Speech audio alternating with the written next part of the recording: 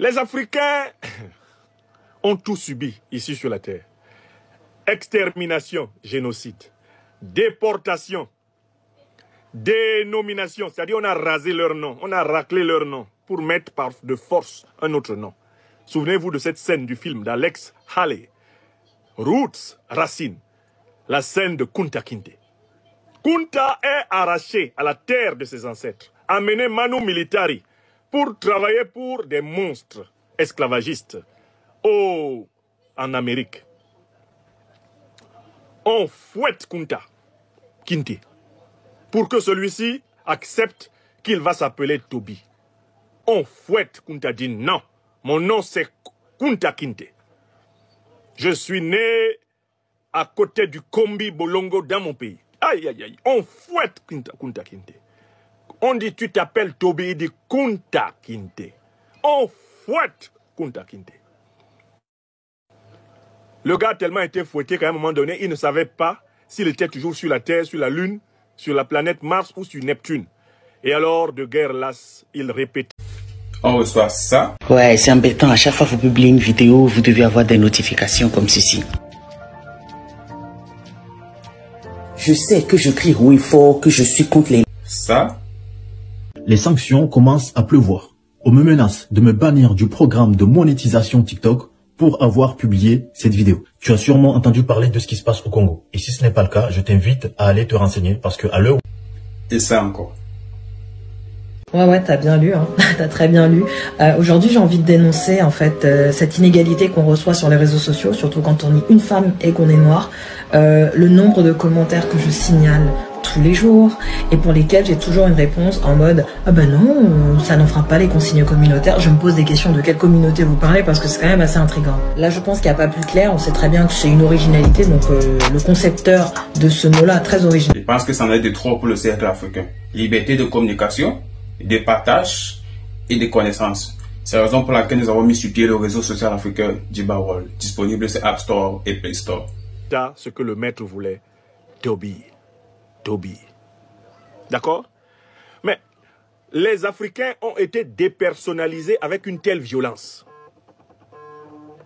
Les Africains ont été dépersonnalisés avec une telle méchanceté qu'on est venu, on a même brûlé tous leurs temples. On leur a dit que leur religion n'était ni plus ni moins que du fétichisme, de la sorcellerie, que leur Dieu était essentiellement des diables. On leur a dit que le diable était noir, que s'ils n'abandonnaient pas leur religion et leurs ancêtres, eh bien ils iraient en enfer où ils brûleraient rôtis vifs pendant toute l'éternité. Voilà ce qu'on a dit aux Africains. On leur a appris à prier les yeux fermés, comme le disait le président Jomo Kenyatta.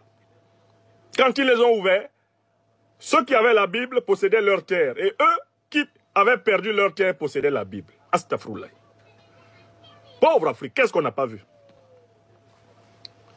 Traite négrière, extermination, déportation coloniale, pillage coloniaux, néocolonisation, recolonisation, organisation criminelle de la France-Afrique, encerclement militaire, encerclement monétaire, répression diplomatique, statut de penholder utilisé pour nous fouetter matin, midi et soir aux Nations Unies.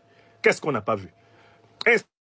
Instrumentalisation des forces des Nations Unies pour nous occuper militairement tout le temps et aider les terroristes à nous maintenir dans une instabilité structurelle. L'ordre par le chaos. Donc en fait, soyons très sérieux. D'abord, l'état d'esprit qui règne aujourd'hui chez les Africains et les Africaines éveillées est un état d'esprit de sérénité combative. Écrivez ça. La première conséquence, c'est que tout ce qui se passe actuellement relève d'un état d'esprit qui est la conséquence de l'éveil africain. C'est la sérénité combative. Nous savons que nous ne nous battons pas en vain. Que ce pourquoi nous nous battons est juste et vrai. Ça, c'est la première conséquence. L'œuvre qui a été engagée notamment par le Mali du président Assimi Goïta, poursuivie par le Burkina Faso du président Ibrahim Traoré et enclenchée par le Niger du président Abdourahmane Tiani, elle correspond aux aspirations profondes de l'Afrique dominée depuis 6 siècles. Écrivez ça. Nous avons tout vu ici dehors.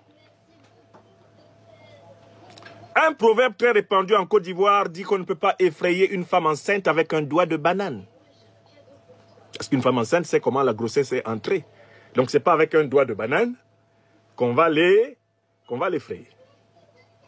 Vous connaissez ça?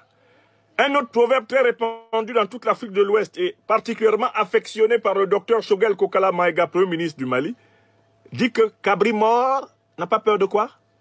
Il n'a pas peur de couteau.